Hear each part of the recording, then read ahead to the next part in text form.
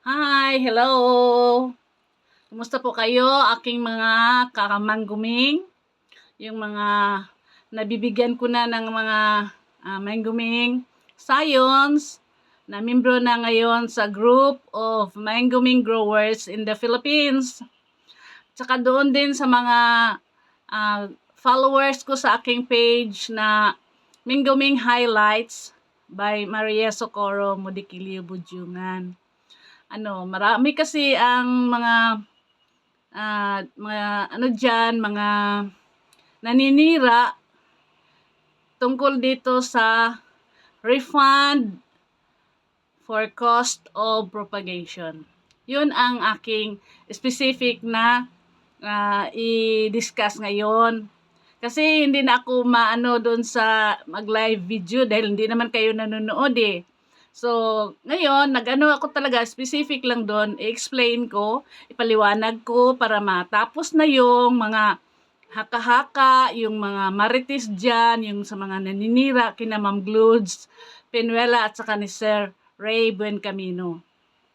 Tsaka maklarify ko din yung aking Mangguming Sharing Advocacy. So, una sa lahat, ako ay na-alarm na ako kasi marami na yung mayroon ng sagutan dito sa sa mga kagrupo, mga member. Mayroon mga nag-instigate na yung mga mali nila na akala na mayroon ng sagutan eh. Yung mayroong gusto lang maninira, kahit na-explain ko na. Wala pa noon eh. Kasi nagkagulo na kami noong 2019 tungkol dito sa cost of propagation na refund. Refund po ang term. It's not, hindi siya propagation fee. Hindi po ganyan. Kasi kung propagation fee, bali, negosyo yon sa nag-propagate.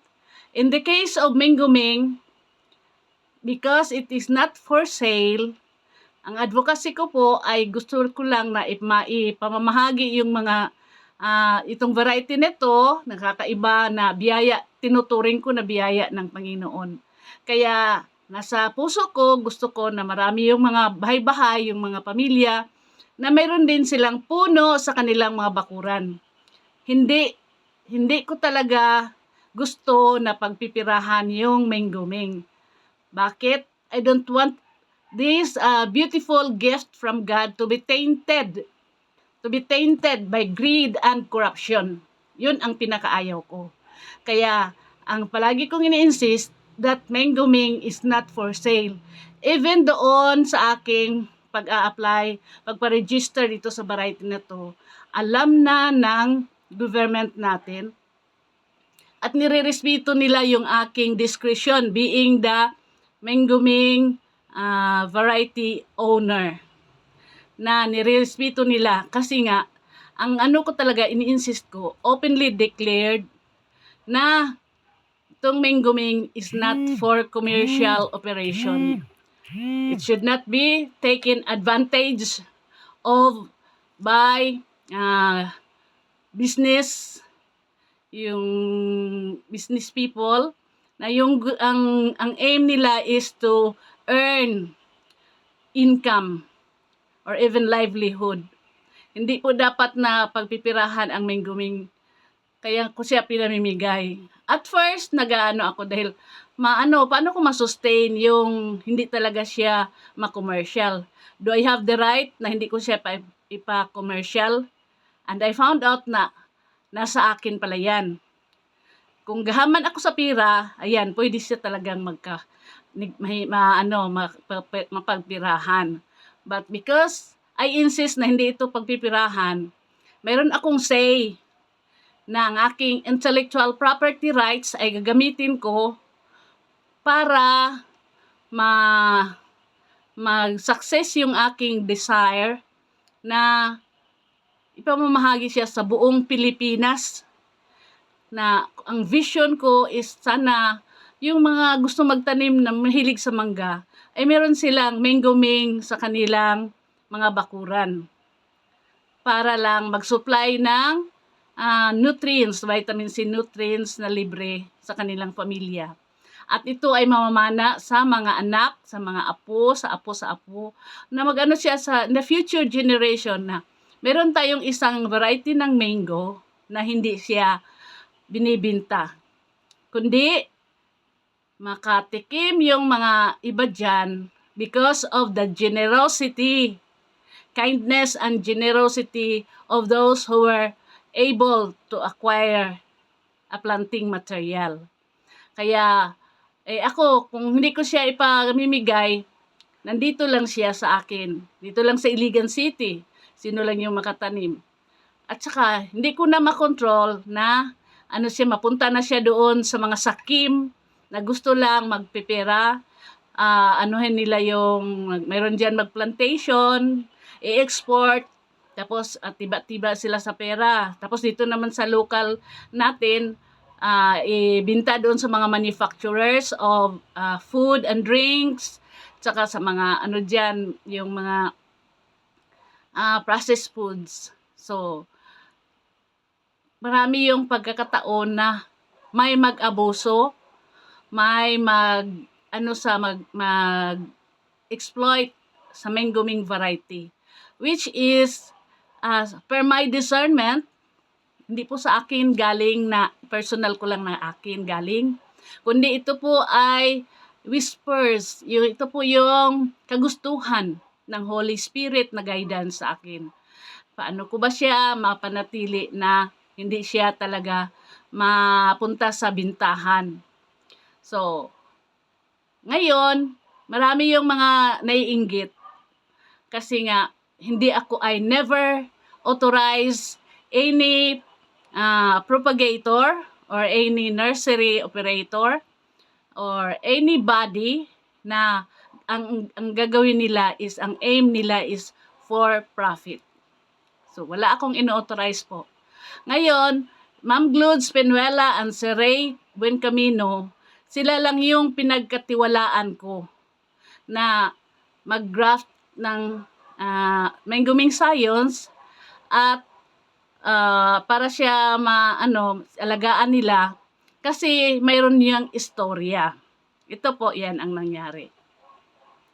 Dito sa aking menguming sharing advocacy, as you will know, the goal ko is yung menguming will be scattered throughout the Philippines, sa Luzon, sa Visayas, sa Mindanao.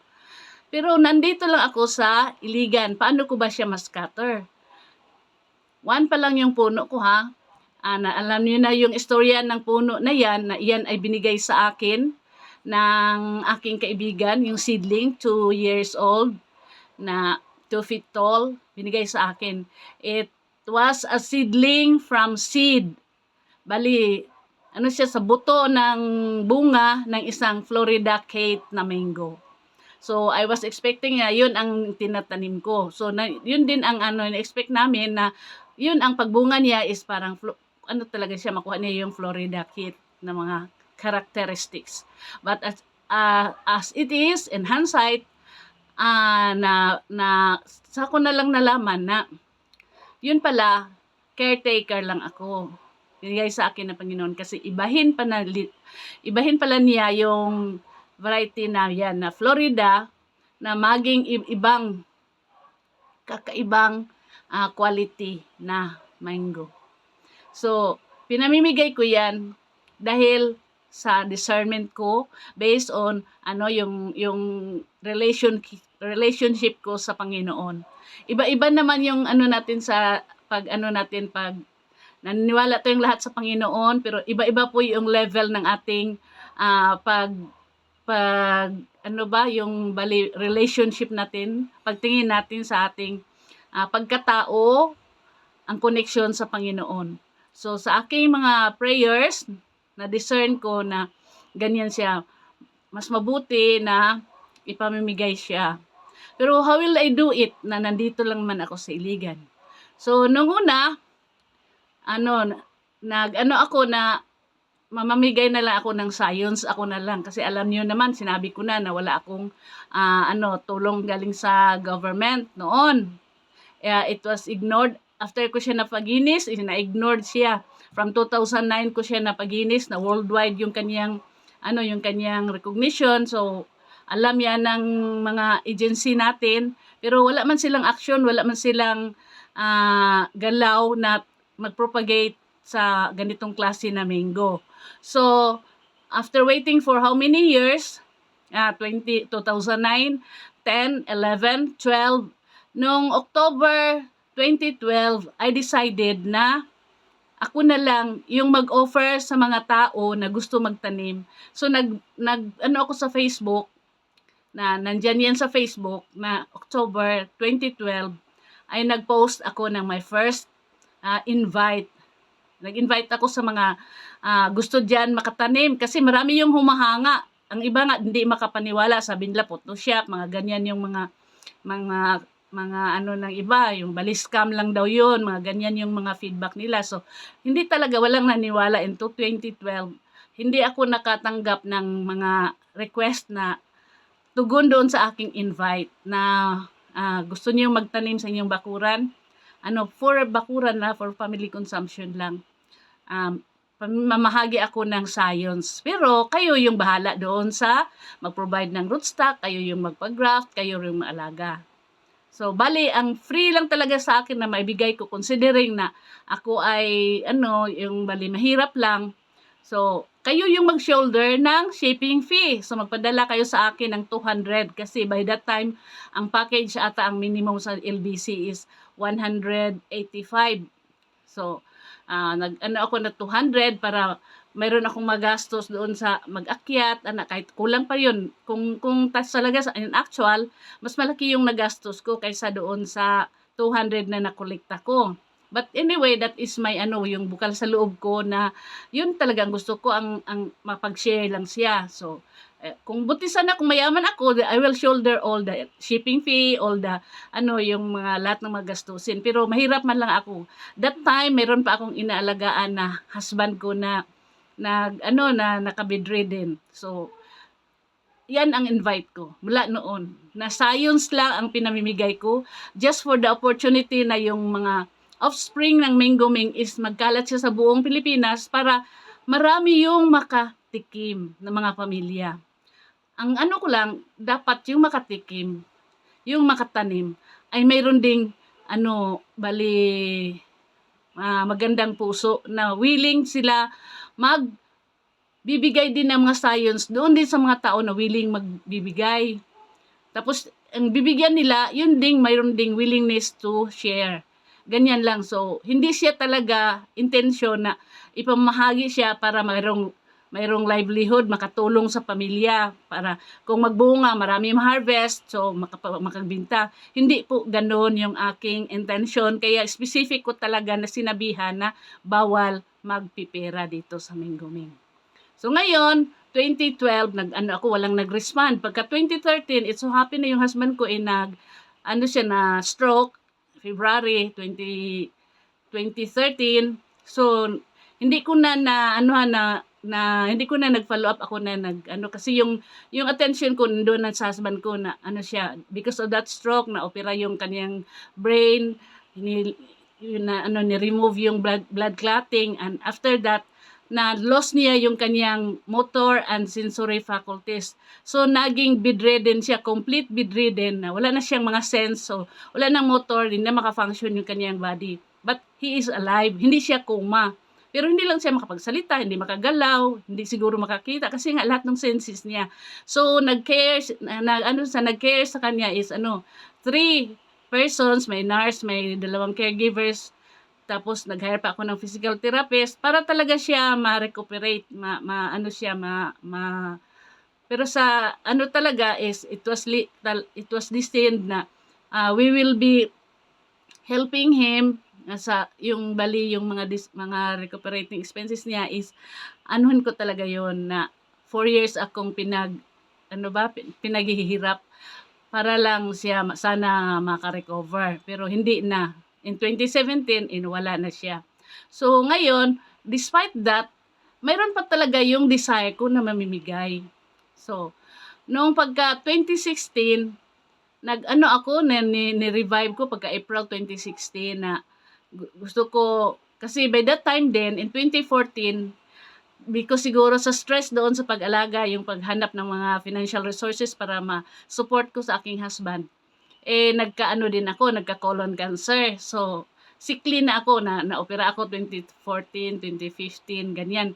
So, nag-ano ako na baka mawala na ako sa mundo. Tapos, yung minggu-ming ko, hindi ko na-spread.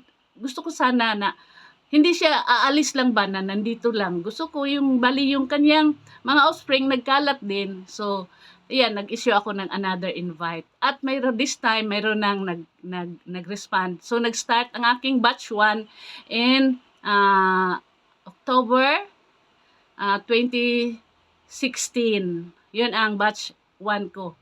Menguming Sharing Advocacy under my Free Menguming Science Distribution. So, batch 1. And then, ang pinamigay ko science. So, gano'n, nag-follow sila. Ang guidelines ko noon is, palista sila. So, palista yung, bigay nila sa akin yung kanilang mga name, yung kanilang address, phone number, kasi siya, yung bali, kailangan yan sa LBC pag ma-mail na. So, yun ang mga inaano ko.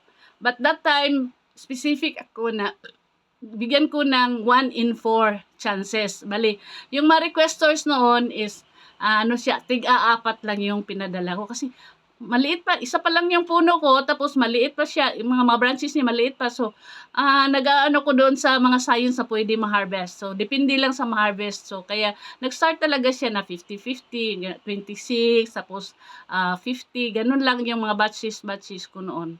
Dahil nga, alangan naman na ubusin ko lahat ng mga science, wala nang magkabunga. So, ganon, nagpadala ako. Tag 4 sa isa ka package. So, pinaharvest, binalot ko, tsaka mail ko through LBC. So, ang condition doon, sila magpadala sa akin ng shipping fee. Kasi hindi ko ma-shoulder yung pag-ship ng science pupunta sa requestors. So, they spend 200 para sa shipping fee ng science. Pagdating sa kanila, mag-provide sila ng rootstocks. Kailangan magpatubo sila ng rootstock, mango rootstock, or mag-procure sila kung mayroon diyang mga binibinta. So, dito sa amin, yung binibinta kasi na rootstock is tag 100. Hinahanap pa. Wala talagang yung bali yung farm ng mga rootstocks. Wala. Bali, yung rootstock dito available sa aming mga nursery dito sa Iligan is from Zamboanga pa. Kaya yung presyo dito is 100 per rootstock. Ganyan. So, doon, ayun ko kung magkano dyan sa mga lugar-lugar niyo sa iba-ibang, sa Luzon, sa Visayas, ganyan. Basta, kayo maghanap ng rootstock. Ready na yung rootstock niyo. In fact, hindi ko pinadalhan kung hindi sila magpalista na mayroon na silang rootstock. Tinanong ko kung mayroon na kayong rootstock. Kasi, alangaman pagdating dyan, mayroon na siyang travel time. Tapos pagdating dyan, saka palang maghanap ng rootstock. Na yon, bali, sobra na, madelay na. So, yung chances na mabuhay pa yung grafting na ginagawa ay successful. So, ini-require ko talaga kung sino lang yung mayroong ready rootstock.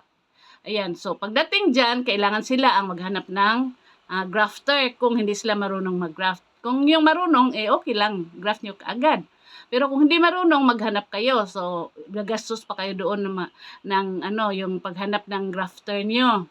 Tapos, dalhin nyo sa inyong bahay pag nag-graft na. Sa grafting naman, magbabayad din kayo doon sa iba.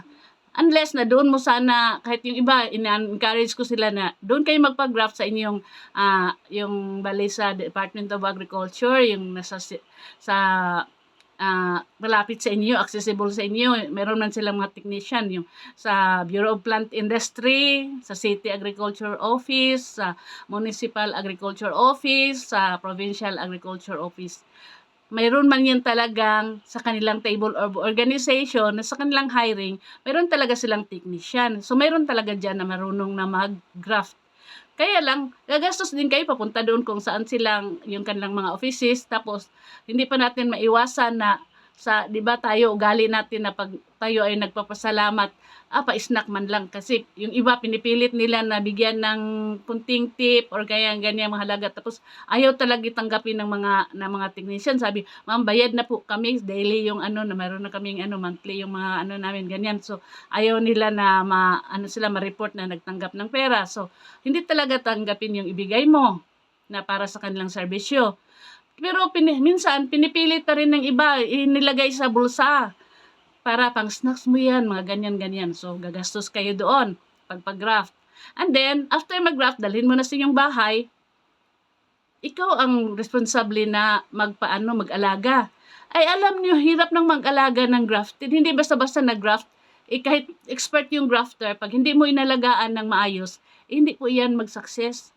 Marami yung reports, kaya nga ako na-discourage noon dahil marami yung nag-feedback na nung after na nag-graft kasi nung dumating na si Sir Ray na nag-offer ng kanyang free grafting services, kung sino yung malapit sa Marikina, pwede magpunta sa bahay nila at siya yung mag-graft. So, nangyari noon, yung karamihan sa mga unang mga recipients ko ay nagkakilala sila, nagbanding sila nung nagpunta sila doon sa bahay ni Sir Ray Buencamino. Si Sir Ray naman is siya, yung balihabi niya yung mag-graft siya dahil meron siyang gardening groups, ganyan. So, merong isa doon akong recipient na nilapitan siya na siya kung pwede graft niya. So, nung tinanong niya kung ano yan, sabi ito yung mango na nasa Guinness. Sabi ni Sir Ray, ganun, laki-laki nun. So, pinamimigay lang niya. Pinamimigay, meron siyang advocacy. So, sumali din si Sir Ray sa advocacy at naintindihan niya yung yung aking intention, yung purpose ng aking advocacy. So, nag-offer siya ng kanyang grafting services. Sabi niya, kasi siya, magaling siya mag-graft. So, sabi niya, pwede mag-offer ako na mag-graft. Kung sino lang yung mayroong ng rootstock, pagdating ng science mula sa akin, dadalhin niya doon sa akin na Sir Ray Buencamino. Tapos, yung bali, binalik na nung binalik na kasi sa kanila kung hindi marunong siya bali failure. Ang nangyari diyan nung ganyan na sistema na sila yung nagdala-dala ng kanilang rootstocks ay yun ang naisipan ni Sir Ray, bakit kaya kasi marami yung failure. So sabi ni Sir Ray, baka yung rootstock dahil nga yung iba too young or yung iba too old yung kanilang rootstock. Tsaka yung iba masyadong manipis, yung iba masyadong makapal, yung mga trunks. So, siya na, buti pa siguro maghanap tayo ng rootstocks, yung supplier ng rootstocks. Mayroon namang isang recipient na kilala niya si Ma'am Glodes Pinuela. Kaya kinontak nila si Ma'am Glodes. Si Ma'am Glodes nasa Laguna. Imagine, nung Marikina at saka Laguna ang layo niyan. Pero si Ma'am Glodes na nag-supply siya doon ng rootstocks, nilagay doon sa bahay ni Sir Ray. So, sa next batches ko, mayroon ng ready rootstock doon. So, yung nagpa-care of kay Sir Ray na lang, yung mga gustong si Sir Ray ang mag-graft, is sinabi na nila sa akin na doon i-care of sa bahay ni Sir Ray.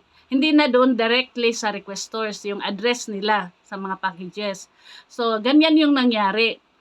Yung science, pinadala ko, care of sa kay Sir Ray. Tapos yung rootstocks doon provided by Ma'am Glodes. Mura nga yung binta ni Ma'am Glodes. So, doon nag-start yung inggit sa kagalit ng iba na yung bali parang si Ma'am Glodes kasi yung sa kanya nung malaman niya na advocacy nandoon din yung niya na gustong tumulong. Hindi ko naman alam, on hindsight na lang nalaman ko na siya pala ay ginamit ng Panginoon. Tsaka nagkatagpo sila si Sir Ray Buencamino na magaling mag-graft, tsaka si Ma'am Glodes na meron siyang punlaan ng mga mango rootstocks. Pinagtagpo pala sila ng Panginoon para doon makatulong sa Mingo Ming Sharing Advocacy. So ganyan yung nangyari. Si Ma'am Glodes nag-send siya ng from Laguna ng rootstocks, ilang tollways yung dadaanan doon, gasolina, fuel, mura pa yung pag pricing niya doon sa mga nag-request sa akin. So, mula diyan, nakala namin maganda na yung gano'n na sistema na diretso na kay Sir Ray. Eh, marami pa rin yung failures. Kasi marami, by that time, nung batch 6 ko, eh marami na yung nanghingi sa akin, yung nasa listahan ko, mga around 500. 800 yung nanghingi, so yung nagpadala sa akin ng ng pang shipping fee through sa Palawan ay ano lang, mga 500 lang yung natuloy. Pero out of that, dahil marami na siya, 500 na, so kung ano mo yung failures, kung bibilangin mo, para sa akin, marami na rin yun. So, I was very, discouraged. Kaya sabi ko, ang hirap pala nito, Lord. Gusto ko, Lord, na lang, stop ko na lang ito. Kasi marami naman yung nag-ano sa akin na, ay, wala ka namang makuha dyan, ganyan.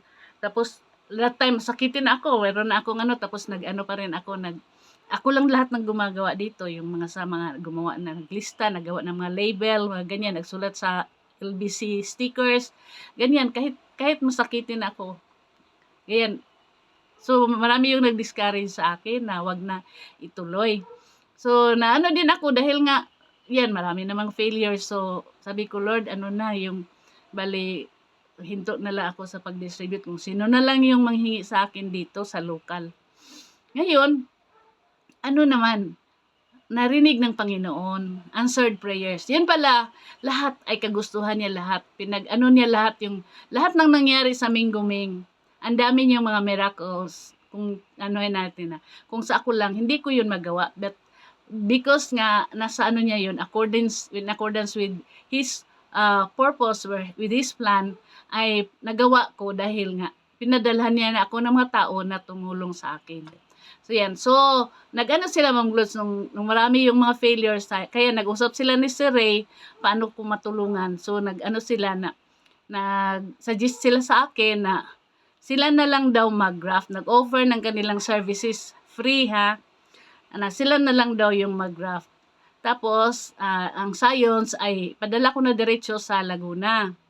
Kasi marami naman siyang rootstocks. And then, after grafting, alagaan nila na hanggang mabuhay.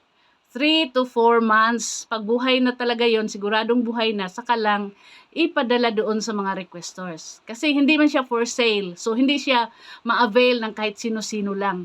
Kung hindi nagpa-register, hindi nanghingi sa akin, hindi kasama sa aking list of requestors, ay hindi po sila maka-avail nung may particular na persons na na pwede lang, kung sino lang yung pwede na makatanim ng Mingguming mapadalhan ng yung buhay na Mingguming. So, hindi na sila nagpadala sa akin ng shipping fee. Isa-isa. Kaya, ang doon, ang pinarefund na lang doon sa requestors is yung cost ng propagation, actual cost of propagation na isa-isahin ko ngayon. At saka yung pag-alaga. So, ang dyan, yung panadala sa akin na shipping fee through Palawan ay na-stop. So, na-stop siya. So, yung prices doon sa bakit naging siya nung at first siya 200 per seedling nung before pa nag-COVID. So, allowed sila, kasi 4 yung pinadala ko na libre na science. So, isang person, 4 din yung matanggap niya na seedling. Na buhay na seedling, 4 din.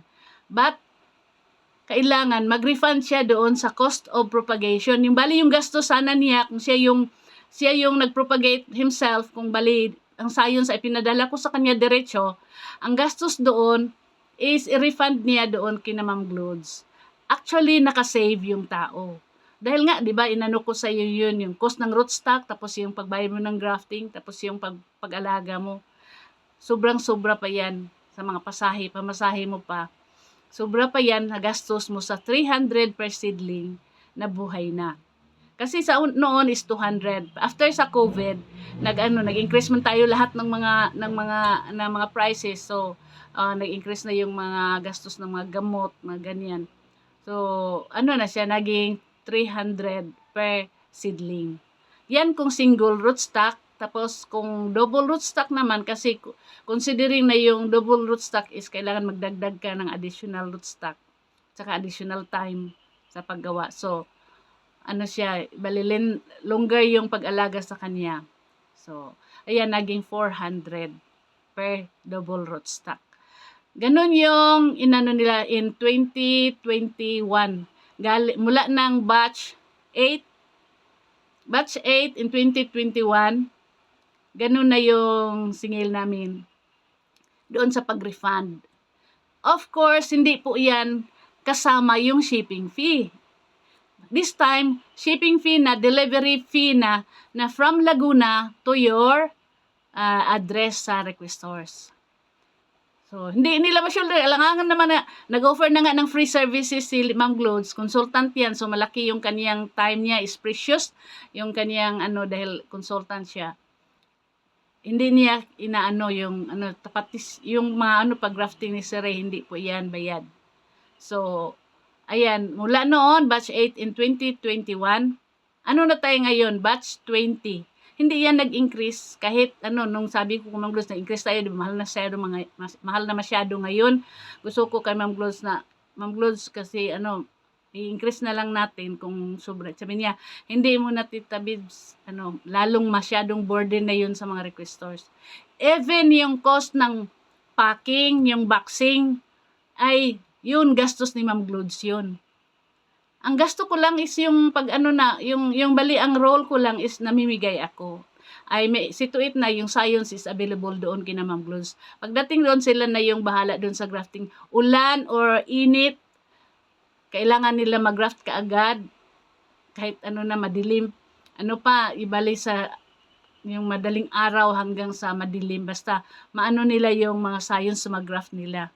Kasi habulan sa time the longer na hindi siya mag-graft is the lesser yung kaniyang yung pagkabuhay. So kailangan nila na marami yung mabuhay. So ang aim nila is lesser na mortality. So yan, paspas sila. Inano na nila yun para mag-graft kaagad. And then naalagaan nila yan. Hindi basta-basta po yung mag-alaga ng nag-graft muna. Kasi nga, depende po sa depende sa yung time, yung season na nag-grafting ka. Lalo na pag yung tulad nung last year na nagbaha. So yun, yung mga seedlings nila na anuhan doon, na bahaan, yan, mag-worry ka doon. Tapos after yung mga heavy rains palagi, ang mga dyan is, ang kontra dyan is yung fungi.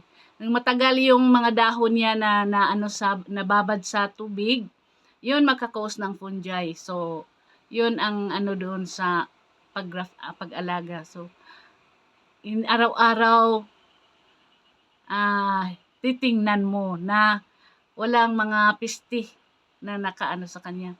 So, isa-isahin mo yan kung wala bang doon na gumagalaw-galaw, mga ganyan. So, ang dami na rootstocks niya. Inaano talaga nila yun para masigurado na yung mga nag-request ay makatanggap ng mingoming na buhay na buhay. Ganon po yung pag-alaga nila. So, hindi mo masabi na siya yung, ganon man din yung pagtinda ng mga yung mga pagbibinta ng mga karabaw, tag 250, tag 300, tag 400, yung iba tag 500. Ganon yan sa mga nursery, yung ordinaryong mangga. Bakit mo siya i-compare sa mingoming na hindi naman ito pang negosyo? Tsaka yung sa quality, ay hindi, ang anuhan mo lang, ang i-compare mo sa quality, is yung mga giant din. Kung yung giant natin na prevailing na available, although hindi siya nakaano sa doon sa ng mingoming na 3 kilos, meron tayong mga malalaki, di ba? Mga sabi, mga Katimon Mango, doon sa kay Espiho, yung mga Golden Queen, ganyan. Mga malaki-laki din yon, yung mga Tsukanan, mga ganyan. But yung mingoming po, may edge over doon sa mga pinag-compare mo na binibinta daw ng mga seedling ng mura. Magkano yung sa Espiho, yun ang i-compare mo. Mula nung nag-distribute ako, kaya nga ako na pamimigay ko lang, para yung price niya ay, siya, priceless. Yung ang aim ko. hindi siya mapresyuhan. Wala siyang presyo. Hindi mo siya makompare na 3,500, 5,000, ganyan, 7,000, ganyan. Ganyan sa quality niya na nakatanggap yan ng malaking variety. Tapos ang unique yung kaniyang taste, unique na walang arat sa lalamunan, kahit ilan yung makain mo, hindi ka mag-suffer ng doon. Ang mo lang doon, matonsel ka. Pero talagang siya. Kaya nga ang description sa kanya sa kaniyang study is outstanding quality. Ayan, kung outstanding quality siya, tapos i-compare mo doon sa espiho na hindi siya duly registered, kasi sabi nga siya, ibang variety siya, tapos inano lang nila. Bali pinarami or pinaano nila diyan, anong ginagawa nila. So nagbenta na siya ng 3,500. How much more dito sa Mingoming na duly registered with our National Seeds Industry Council.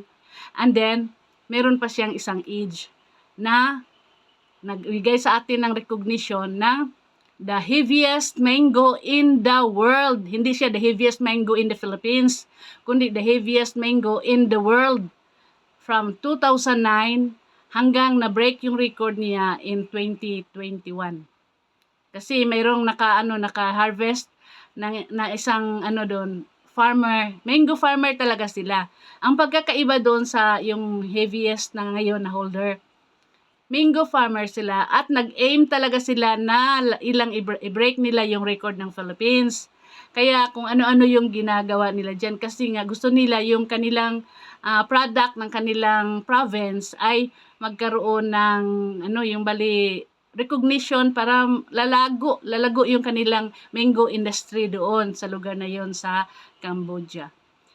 Anong tawag doon? Sa Colombia. So nag-aim talaga. So, ito si Mingoming is not. Hindi siya ginagawa ng tao.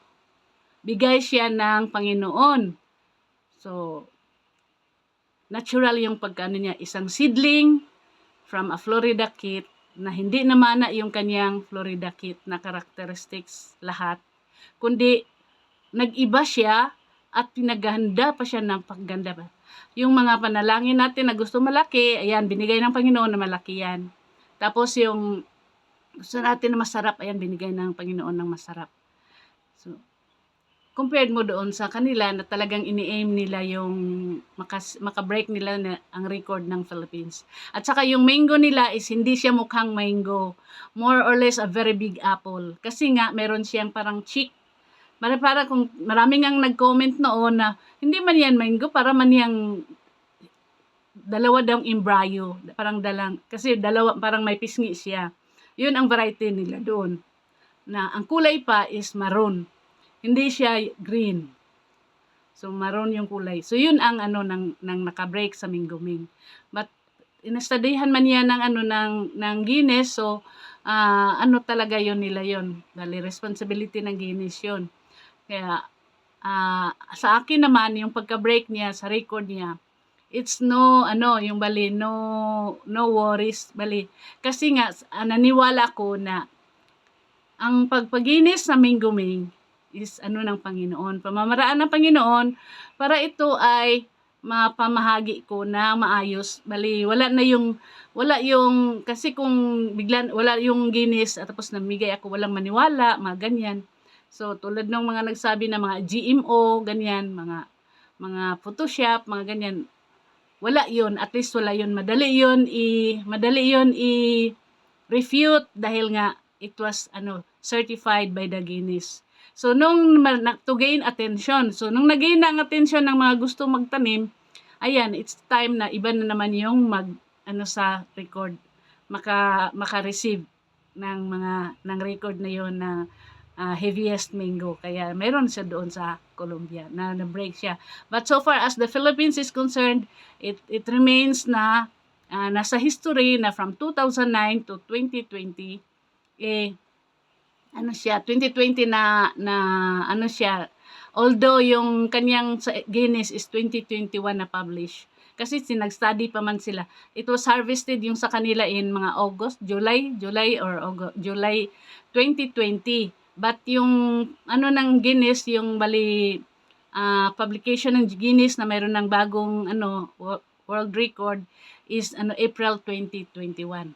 So sa akin na-serve na 'yun ng purpose ng Panginoon. Ayan. So wala na yung yung bali yung mag-accuse ng mga iba-iba yung mga sinasabi. Hindi na nila masiraan sa ganoon na paraan.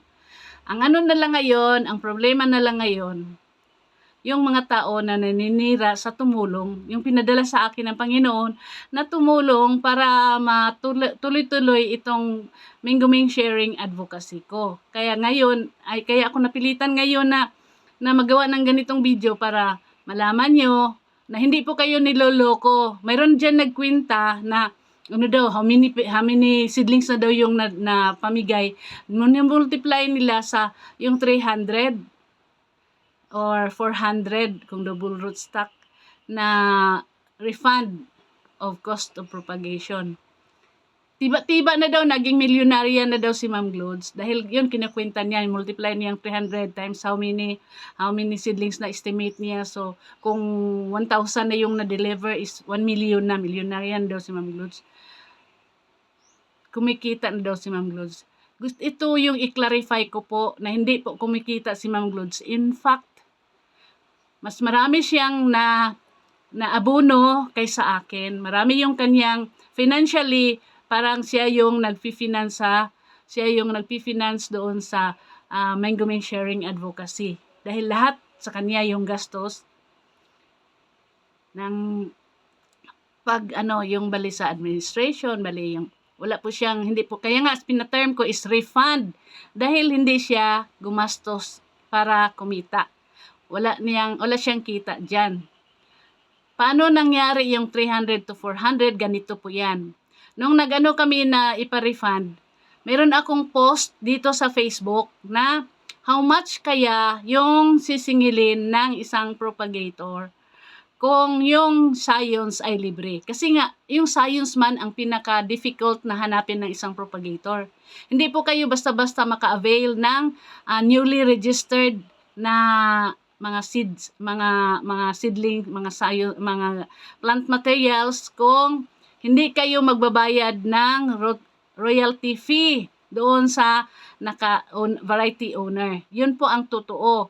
So ako na kung wala yan, kung hindi na sila magbayad, hindi na sila mag-procure, bali wala na silang gastos doon sa paghanap doon, yung sa bayad doon sa royalty fee sa mga science sa kanilang mga mother plant. How much ba? Yan, marami yung feedback sa akin, 600, 500, mayroon nga 1,000, mayroong iba-iba yung mga feedback sa akin. Nandito yan sa Facebook, matrace na mayroon akong ina-announce dyan how much. At sa kanilang lahat, si Ma'am Glodes lang yung nag-quote na 250. Yun, hindi kasama doon yung kanyang kanyang kita. Wala siyang profit doon sa kanyang, kung ano man yung nagastos niya, tapos as a nursery owner, dapat mayroon kayong kita dyan. So, kaya nga sabi ko kay Ma'am Glodes, so, kung ganon, nung nagka-agreement na kami na 200 yung ipaano niya, is, sabi ko sa kanya, huwag mong isama yan sa inyong negosyo dahil wala po kayong kinikita dyan. So, that should not be part of your income. Ibahin mo po yan. Huwag mo yang isama sa iyong sales. Dahil refund po yan ng cost of propagation. So, bakit siya refund ng cost? Ito, ilistan nyo kung nadiskumpiyado kayo. Ang kasama po dyan sa propagation cost, yung kasi nung mag-harvest ako, pinaakyat ko yung puno, nag-hire ako doon ng nag-akyat, nag-hire ako ng yung mga dito, nag-clip, isang araw yan, nag-clip sa mga dahon, tapos nag-pack, pinapack siya sa nirap siya ng newspaper, and then nilagay sa cellophane, 2 cellophane yung nilalagyan, mayroon kung dyan, pinapaste ng mga label. So yan yung yung cost ko dito na kasama dyan. At saka pinaano ko yan sa airplane. Bali, binabaggage yan, extra baggage, nagbabayad ako dyan, 1,000 yung baggage dyan. Naghanap lang ako ng kung sino yung aalis dito na mga kaibigan or kaya kamag-anak na pupuntang Manila, pina-ride on ko sa kanilang ticket para yung bali madala siya doon sa NAIA sa Manila. So, yan, gumagastos ako diyan. Then pagdating sa Manila, meron pa akong tip na mga yung sa mga ibang mga yung bali yung mga pa-snacks doon sa siyempre yun ang mga parang honorarium ko sa pinadalhan ko. Tapos kasi kakahiya magbitbit niya mga boxes yung binibitbit niya. Mag-drop pa siya, magsakay pa siya sa bus pa. Tapos pagdating doon sa Laguindingan Airport, mag-ano siya doon ng mga porterage, mga ganyan para maipasok siya doon sa loob. Pagdating sa Manila, nandiyan na sila Ma'am Glods. So, nag-travel sila Ma'am Glods from Laguna papuntang Manila Airport. Kasi kailangan makarating siya within 1 day para mag-graft nila kinabukasan kaagad para at least lower yung lesser yung mortality rate.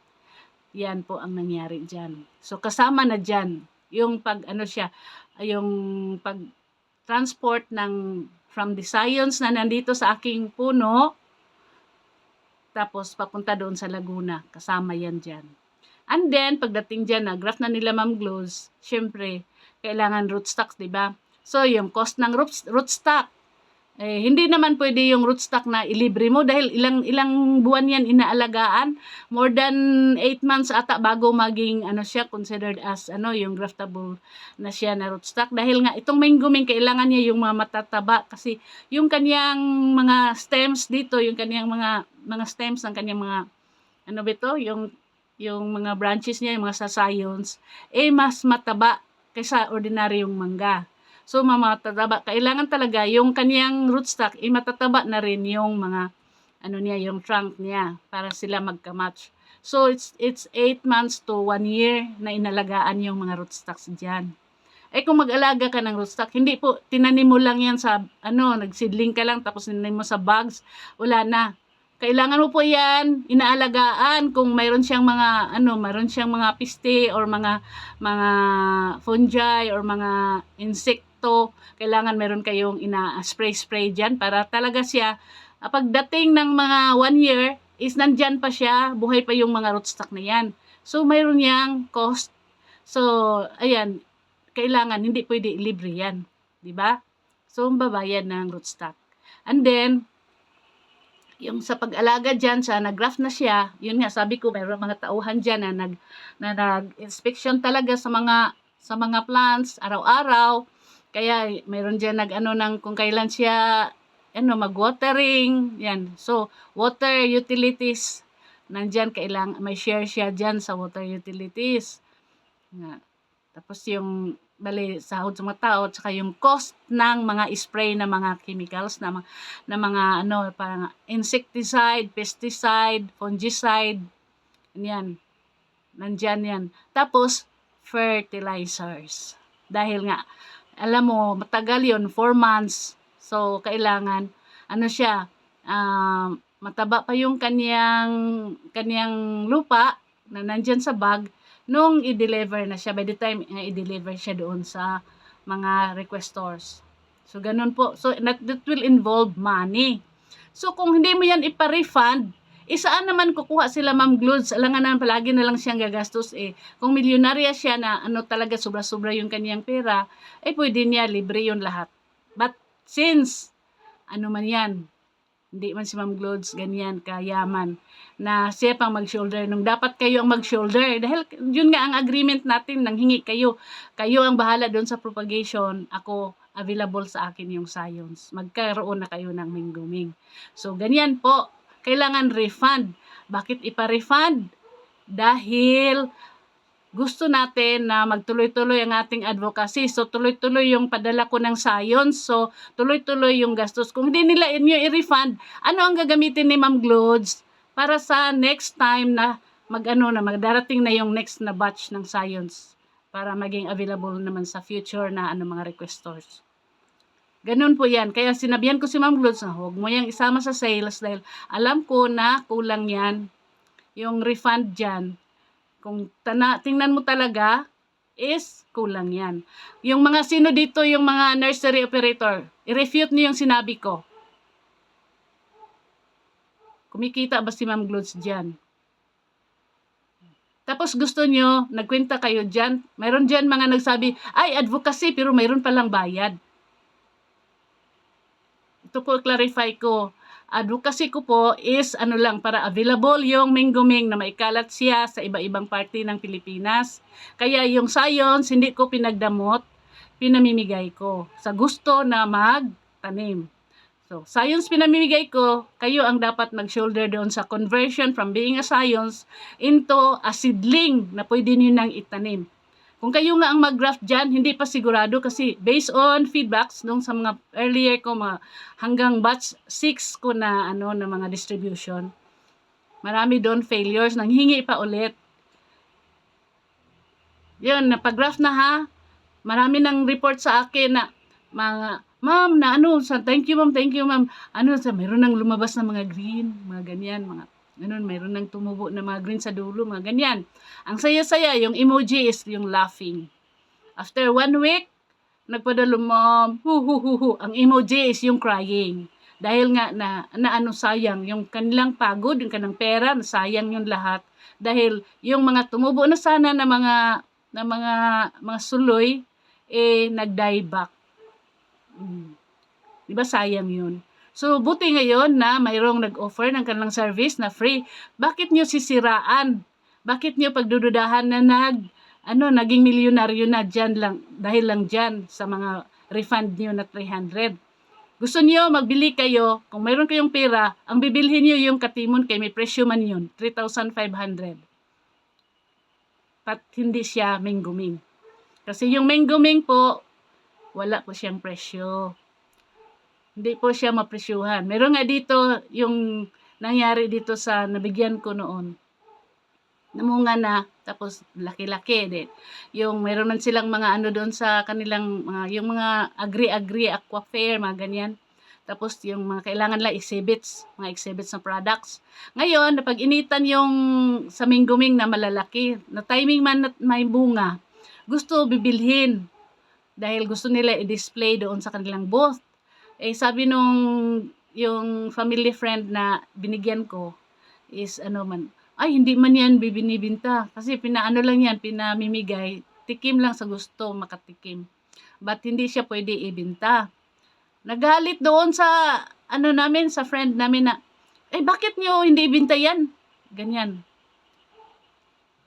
Hindi talaga mabinta ma'am dahil walang presyo po. Hindi po pinipresyohan yan. So, bawal talaga yung magbinta. Yun, nagalit. Kasi nga, pwede nyo i-display, but not na ibinta nyo. Yun ang kasi pinamimigay ko lang yung mga bunga. Pinamimigay. Kaya yun sabi ko sa mga, yung mga recipient ko rin na mga seedlings na ako ang nagpatubo dito, namumunga na, yun ang sinabi ko, na pwede nyo ipamimigay, kahit kanino nyo ipamimigay. Basta yung mga pagbabawal ko, na hindi siya pagpipirahan, yung bali may intention na magtanim sa kanyang farm, malaki yung lupain, tapos gusto maghilira yung mga Mingguming para marami yung ma-harvest. Hindi po yan pwede. Dahil nga po, for family lang. Ilan ba yung family niyo? Bakit ang dami niyong itanim? Ilan ba membro ninyong pamilya? So, kung meron kayong maraming seedling, ipamimigay nyo sa inyong mga kapatid, mga pinsan, mga kamag-anak, mga kaibigan, kasama sa opisina, ganyan, mga kabarkada, na sila din magkaroon din ng chance na mayroon silang Mingguming sa kanilang bakuran. Para balang araw, sila rin ay mamimigay din, so kakalat siya ng kakalat. Just make sure na yung literature, o bali itong sweet ko, yung mga aking mga goals, ang aking mga prohibition, ay nyo rin, na ikalat nyo rin sa kanila, nasabi nyo rin na ganito, para hindi sila magtataka, hindi sila ma-surprise later kung gagawa sila ng pagbibinta. Kasi nga, ito po yung ko dito sa pagbibinta. I exercise. Ko yung sarili ko na hindi ako magpipira. So, hindi ko yan ginagamit para meron akong pera dito. Kahit sa kahirapan na talagang inaano ko, ang dami kong pinagdaanan na hirap. Hanggang ngayon, meron akong mga illness. Pero, hindi po ako nagbibinta. Yan ang sinasacrifice ko yung aking, bali, pwede sana ma-earn income. Dahil pinagamit ko yung aking intellectual property rights para makontrol yung kanyang pagbibinta. Paano? Hindi po siya pwede magbibinta dahil the moment na mayroong bintahan, the act na buying and selling, and it will be proven, will be discovered, pwede po akong magsampa ng kaso. Kung legal, because I have that right legally. So, pwede ako magsampa ng kaso. Pag may narinig kayo dyan na nagbinta, i-report nyo sa akin. Mayroon tayong proof na nagbinta. And I will exercise that's the time na ma-exercise ko yung aking intellectual property rights. Doon sa mga lumabag, nag-violate sa aking kagustuhan. Yan po ang na hindi ako na magpipira, kaya bawal din sa inyo na magpipira dyan. Dahil ano mangyari pag mayroong nagbintahan dyan? Only those who can afford ang makatanim. Tsaka may chance pa siya na i-manipulate nila yung mga prices. Yung very expensive. Ganyan, tapos siya. Kahit nung sa mga bunga, ayan, nandyan kung ihiliram yung mga bunga sa ibang mga mangga, naturally, yung sa kanya, yung bibilhin ng mga tao. And then, na yan? Hindi mo na makontrol dahil bininta mo meron kayong presyo. Kung hindi mo ibinta hindi mo, sir, pwede mag-limit ka lang, halimbawa, 2 lang or 5 lang, ganyan. Sabihin sa'yo, bakit mo yan, bakit mo ako limitahan na pera ko pareho man ang pera ko sa pera ng ibang customer mo. Ganyan yung sasabihin kasi nangyari po yan sa akin. Na yung mga ganyan na gusto talaga may presyo. Walang mag-control na ang kinin niya lahat. Siya yung mag-profit. Bali, maraming beses na mayroon ditong nagpunta sa akin na mga buyers, yung mga contractors pa lang. Yung bali, mga kita nila yung mga mga naglalakihan ng mga mango.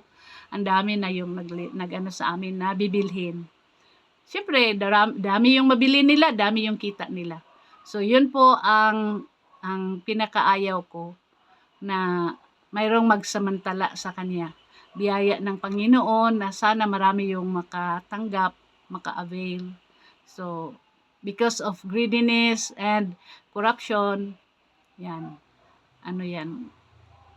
Tapos, ang dito, ang chances na pa siya is i-manipulate na yung gusto talaga na mag-farming, na gusto talaga na magbenta at tikita ng malaki. Gagawa pa siya ng mga paraan, mga intervention para lalong lumalaki yung kanyang kita. Like, instead na naturally, yung natural yung kanyang pagbubunga, ay yung gagamitin yung paano siya marami, yung mga nasa agribusiness, na paano tayo ng mga paano natin palaki ng ating kita. Yan yung mga sa mango growing na marami yung mga ipang na mga spray, tayo diyan sa mga chemicals, mga ganyan. Para marami, tapos ng mga hindi na natural. It's no longer the quality that the Lord has given to us as a mangguming characteristics na dito binigay sa akin. Chances are, meron dyan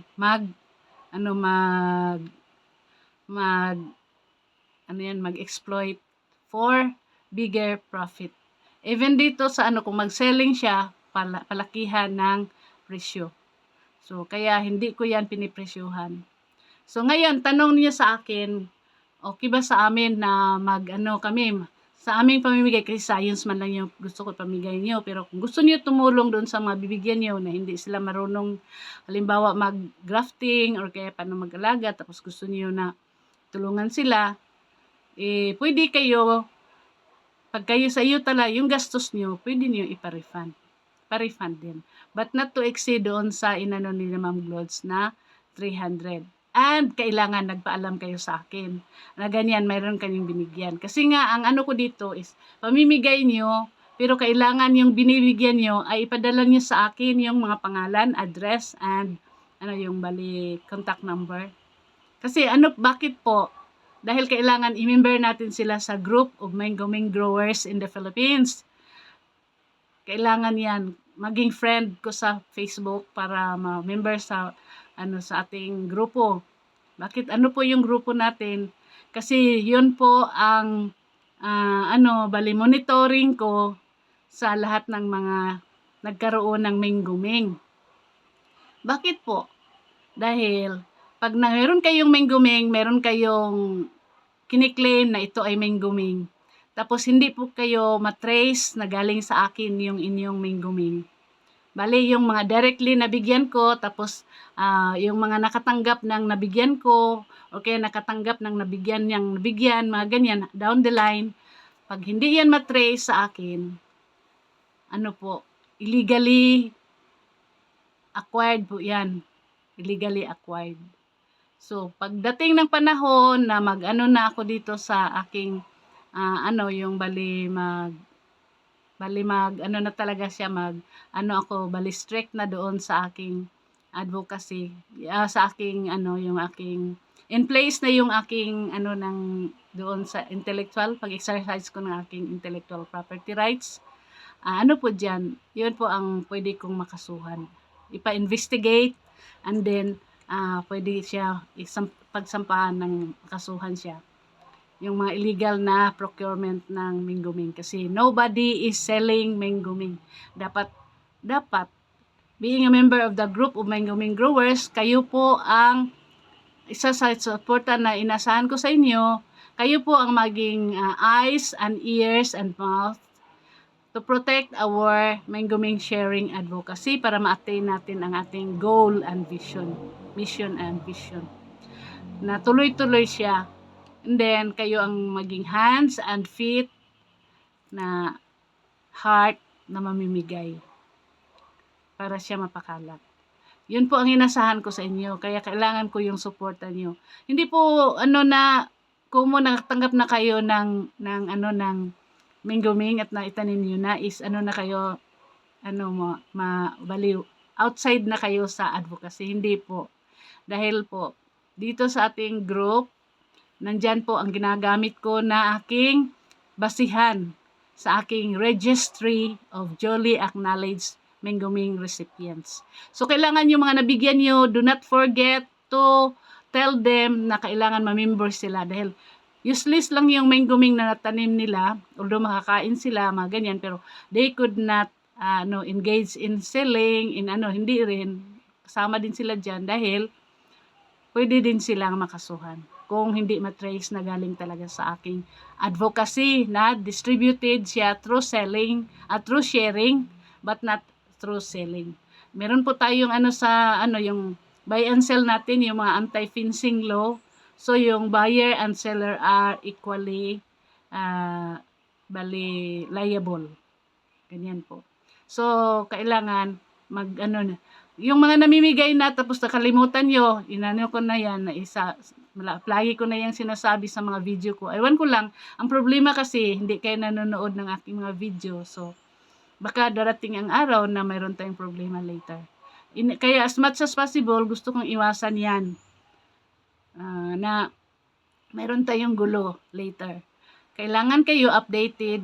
So, kung mayroon mga posting ako, paminsan-minsan kung mayroon kayong time, mayroon kayong data, mayroon kayong chance na makaano sa Facebook, please open our group of mengumeng growers in the Philippines para maano din na yung update din kayo kung ano yung mga pangyayari, mga ganyan. Kung nandoon yung mga guides kung paano niyo mapabuhay siya na talagang makarating siya doon sa inyong stage na ito ay namumunga.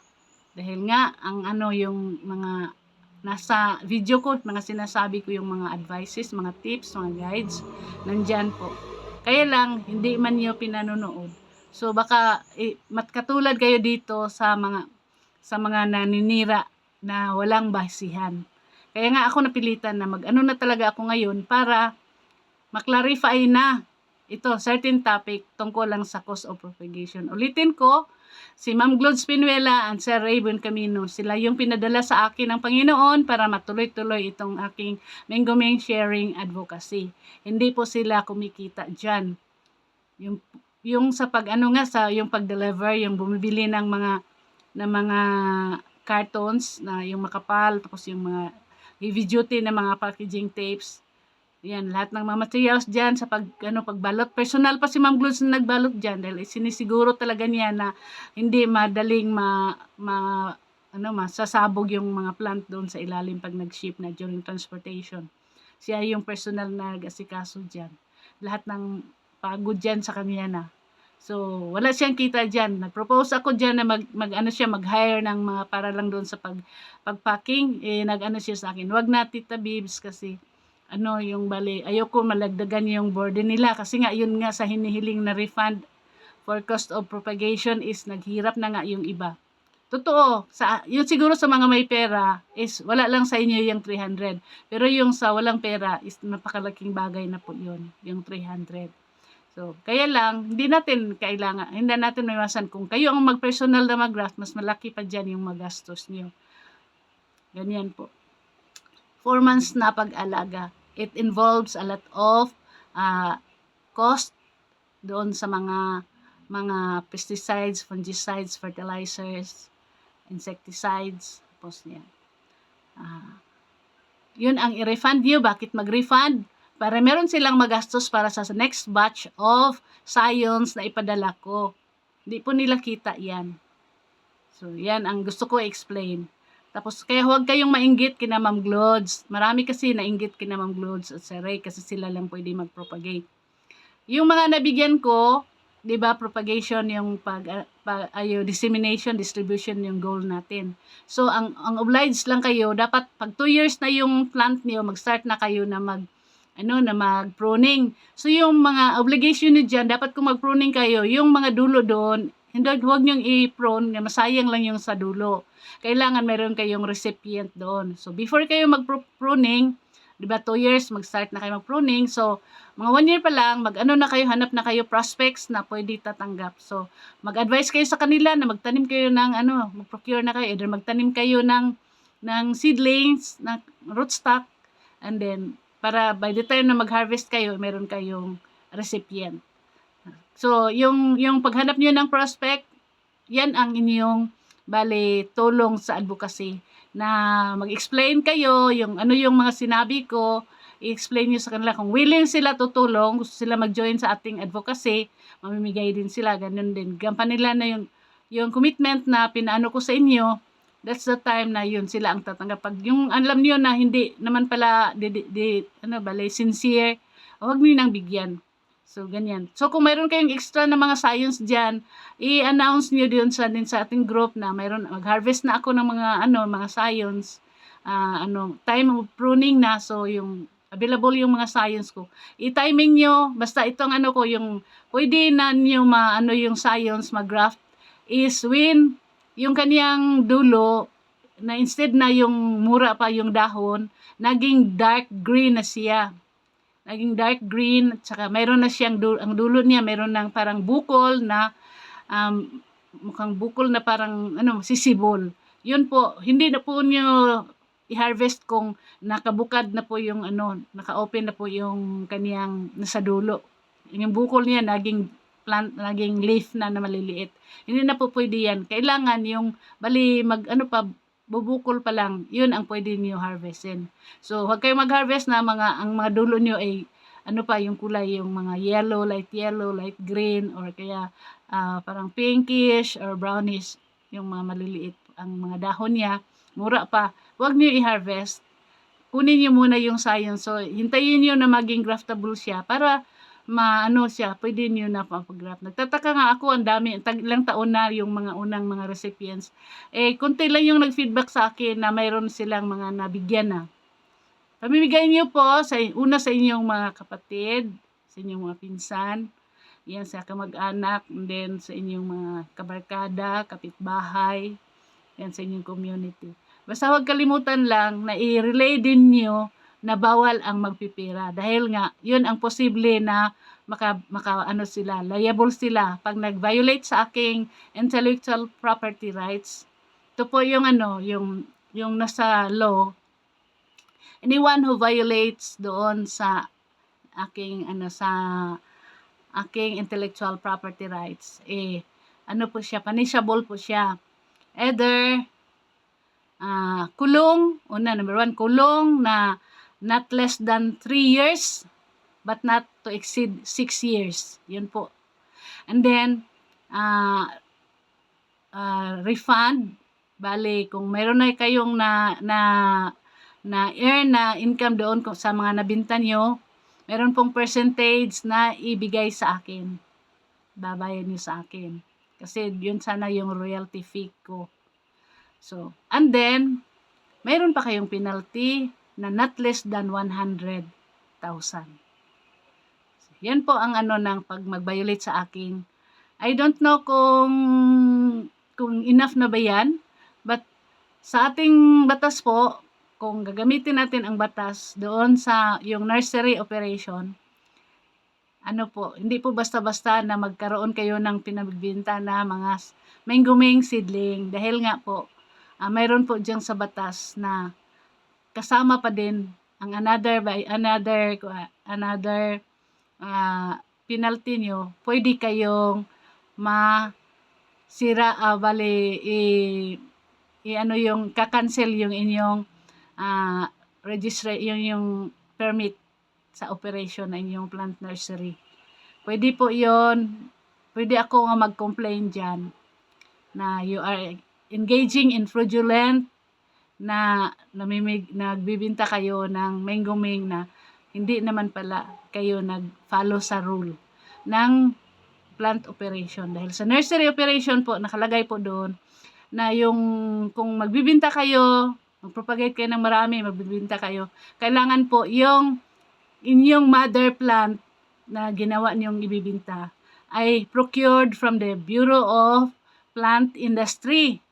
So, kung gusto niyo ng mangguming, doon niyo pwede lang kukunin ang inyong mother tree sa Bureau of Plant Industry. Hindi po kahit kanino. Yan po ang nasa batas. Kasi po, protected po yung mga newly registered na mga varieties.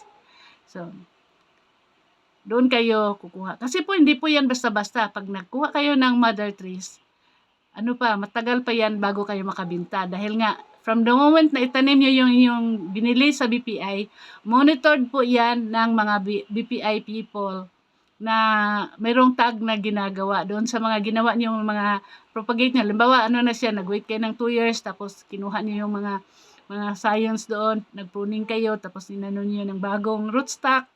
Ayan, po yan, nakalista po yan. Tapos yung mga rootstock, na by the time na na naman siya ng mga, kuha naman ng science doon, nakalista po yan. Ganyan, nakamonitor po yan palagi. Hanggang marami na yun, enough na yung rootstock no, saka kayo mayroong authority na mag-sell po sa ganyang variety. Bakit? It is designed to protect the buyers and the sellers, not only sa variety owner, kundi ang una talaga yung sa buyers, yung customers, na to ensure na ito ay talaga siya totoo talaga, genuine na variety ng pinopropagate nyo.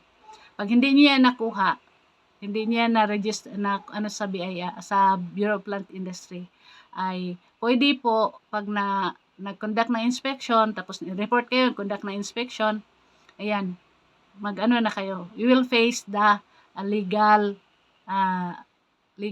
recourse. Aside from that,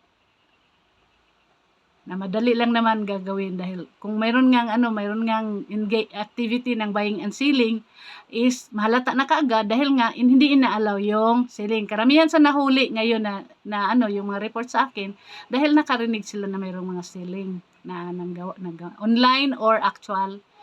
Pag mayroon kayong na-observe diyan, i-report niyo sa akin. Unang-una, hindi ko naman sila diretso i-investigate ko muna para maano talaga natin kung meron ba talaga. Tapos saka na yung mga pag nag-ano ako, na-expect ko sa inyo na tulungan niyo ako pag mag-ano sabihin ko, ito hindi man lang nag-sorry, i-bash natin. Ganyan. So aside from sa legal remedies, meron po tayong ipapahiya natin yung mga sino yung mga ganid na mga self-interest nila yung kanilang inaatupag. Hindi nila nirespeto ang ating sharing advocacy. It is only in the Philippines, it is only Mingoming, yung variety ng mangga na new variety na hindi po siya para designed for commercial operation. Kaya bawal yung selling sa kanya. Sacrifice ko yung aking kita dyan kung ako ay ganid sa pera. So, yung mga lalabag sa aking kagustuhan ay haharap din ng karapatang parusa. Yan po. So, pag yan, kung mag-bash tayo, marami yung effect doon sa mga gumagawa ng mga masama. Either mawalan sila ng customer. Yan. Or maano sila ng mga fraudulent yung kanilang mga transaction. Nakakahiya po sa kanila, and then mawalan sila ng yung balik customer. Yun po ang posible na mangyari. Kaya dapat kung sino yung mga nyo, yung bibigyan nyo, ayan, explain nyo din yung ganyan. Na talagang i-ascertain nyo yung kanyang mga pamilyan. Alam nila yung intensyon natin na pagpalaganap lang sa Mingoming ang pakay natin. At huwag kayo maniwala doon sa mga nagsabi. Meron kasi yung mga gumagawa ng mga ganyan, yung parang sabihin natin merong mga itim na mga balak. Mag-propagate ng maraming Mingoming para kalaunan daw, sabi nila. Na-out na niya yung science na yan. Once it is out, hindi ko na daw mapigilan na hindi ito sa bintahan. Yun ang akala nyo, na hindi ito mapigilan. Kung mawala ako, po siya meron akong successor.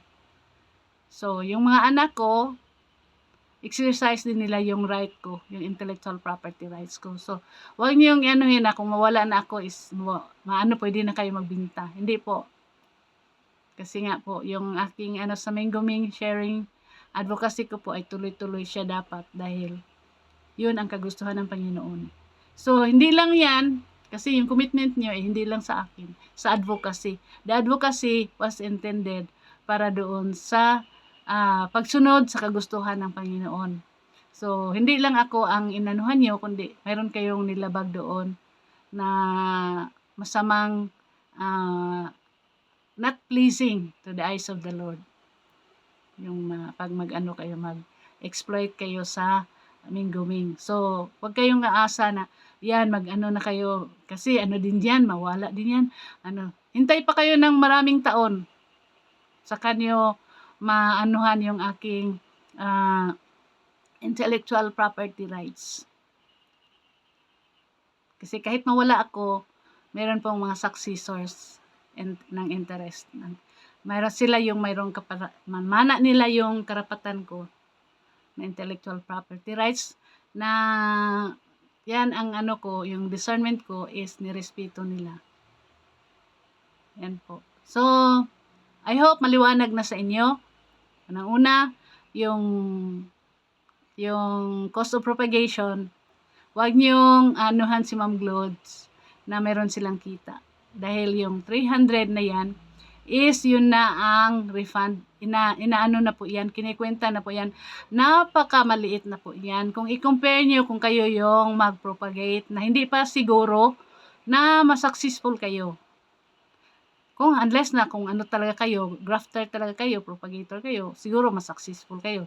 With that 4 pieces na yung pinamimigay ko, marami yung failure. Kahit isa, walang napabuhay. Dahil kahit buhay na nung after na graft, pero nag-fail din dahil sa pag-alaga.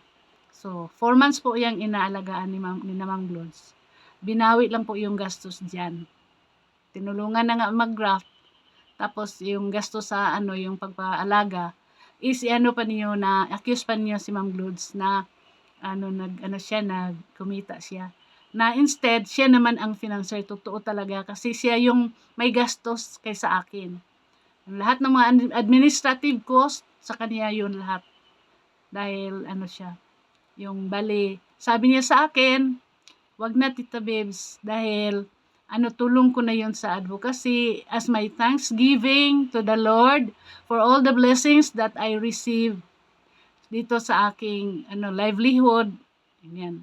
Glods is magaling talaga siya sa paghalaman, yung bali, yung marami siyang, ang talaga main niya is being a consultant. So, mag-develop ng mga farm, consultant siya sa pananim.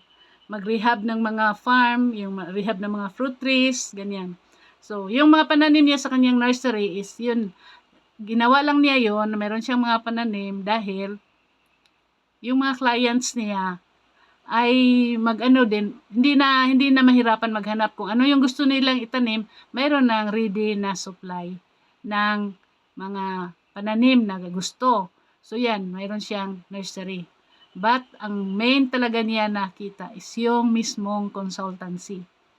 Na mayroon diyan nagbabayad para sa pag-ayos ng mga farm, pag-ayos ng mga plants, tapos yung from relocation, bali maghanap ng mga muhon hanggang sa pag cleaning, hanggang planting.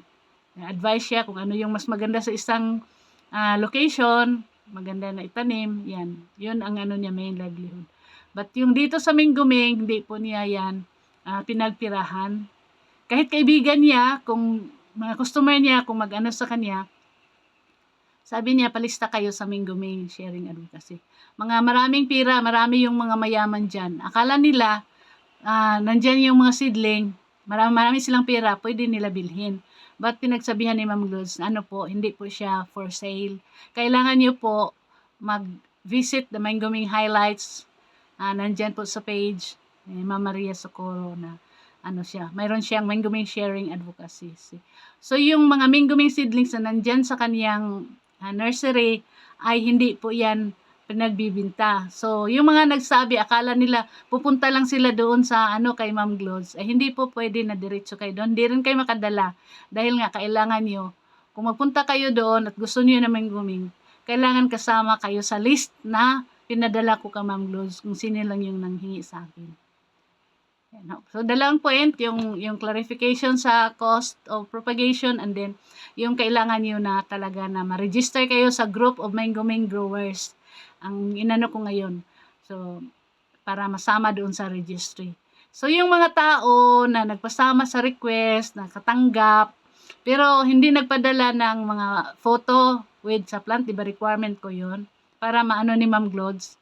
That is our documentation at talagang nakatanggap kayo ng Mingguming. Ngayon, kung hindi kayo magpadala niyan, is nandito kayo sa listanan, mayroon kayong na-deliveran kayo, pero hindi kayo masama doon sa mga group of Mingguming growers in the Philippines. Dahil yun man ang basihan ko kung mag-invite ako sa group. There are already almost 3,000 na mga nag-request. Hindi po kayo pwede mag-join. Unlike other groups na once na mag-request kayo, mayroon doong na pwede kayo mag-request to join sa group. Ay hindi po ganyan yung Mingguming, yung group of Mingguming growers in the Philippines. Hindi ko po yan tinatanggap. Kaya mayroong pending request dyan, aabot na ata ng mga almost 3,000. Hindi ko sinagot dahil ko lang, mayroon talaga akong invite based doon sa nag-submit ng kanilang mga photo na si Ma'am Lourdes, nag-post siya, tapos ko based doon, kaya ko pinadalhan ng invite to join the group. So kung hindi ka naka-join sa group, hindi kayo kasama doon sa duly acknowledged na ibibigay ko sa Bureau of Plant Industry. Paghingi na nila yung, kasi alam nila yung aking it's not for sale. So, yung pag mag-tagging sila ng mga fruit trees, ganyan, mga plants, yung Mingguming doon, kailangan ma-check nila sa kanilang list na bibigay ko para sa duly acknowledged na yan, Mingguming yan. Kasi kailangan protektahan, mag-claim ng Minguming. You cannot claim a Minguming kung hindi talaga siya tunay na Minguming. So, ang ano ko lang proof na tunay na Minguming yan, kung yun talagang napadaan sa akin. So, yung mga, ano dyan na, mga nagpalista, tapos once na natanggap na yung seedling ay, yung bali, akala nila, they have the right to use na the term na Minguming. Hindi po, pag hindi kayo na-register sa group of Minguming growers. So, yung mga nag-fly by night na mga nag-request na nagsumama dito sa napadalhan, tapos biglang nawala, nag-iba ng kanilang mga Facebook account para hindi sila matrace, kala nila. Tapos may nagbinta pa, kaya yun, mga nagbinta na kaagad na yung mga masama dyan. So, aside from that, kasama doon yung prayers ko na ang Panginoon na ang bahala sa kanila. Kasi siya mang may alam doon sa mga kung ano yung nanlalaman sa mga puso at sa mga damdamin ng nakatanggap. So, kung deserving ba, bahala ng Panginoon mag-punish. Aside from the legal, dito sa batas sa tao, meron tayong yung yung pag-out natin dito, pahiya natin sa ating grupo. Tapos meron pa silang i-face na pananagutan doon sa kanilang konsensya kung meron sila sa Panginoon. So, yun po ang ko sa aking Minguming sharing advocacy. So, sana sa inyo, meron sa inyong time manood ng mga live video ko. Marami akong mga doon. Hindi lang napansin na, kasi hindi binawaliwala nyo. Marami po akong mga sinasabi doon na makatulong sa inyo sa paano ito yung sa pagpalaki ng Minguming, ganyan, yung mga advice na dyan. So, yan po, yun lang muna sa ngayon. So, next time na mayroon tayong pagkakataon, mag-video na lang ako ulit. Kasi nga, hindi na ako makaasa dito sa live video eh. Kunti lang yung manood. So, kahapon, sayang, yung nasa 7, sayang yun. Kahapon yun. Na, mabot ako ng 1 hour and 30 minutes. Tapos, yung dalawa lang yung nanood na hanggang sa dulo. Tapos ngayon, nagka-glitch man yung Facebook. Ang na-record niya is yun lang 35 minutes. Yung the rest ay hindi na na-record. So, hindi niyo narinig yung mga pinagsasabi ko doon. Marami sana akong sinasabi doon. Yan. Na-explain ko yung tungkol sa nangyari na mayroong nag-selling. Yan, na nahuli na. Tapos, kung ano yung mga nangyari. Yan. Pero sayang. Ayoko na magulit eh. Ayoko na. Kasi very, ako doon na. I was expecting na post ko sa aking profile dito sa group and then doon sa page na sana mayroong manood. But sad to say, kunti lang po yung pumunta or dumalaw man lang. So, ayoko na. So, dito na lang ako sa yung mag-live video ako. Hope you will watch this from beginning to end para malaman niyo kung ano na dito sa damdamin ko at yung yung gusto kong ipalabas sa inyo na yung lahat ng dito sa kalooban ko sa ngayon. So, thank you. Bye-bye. Love you all.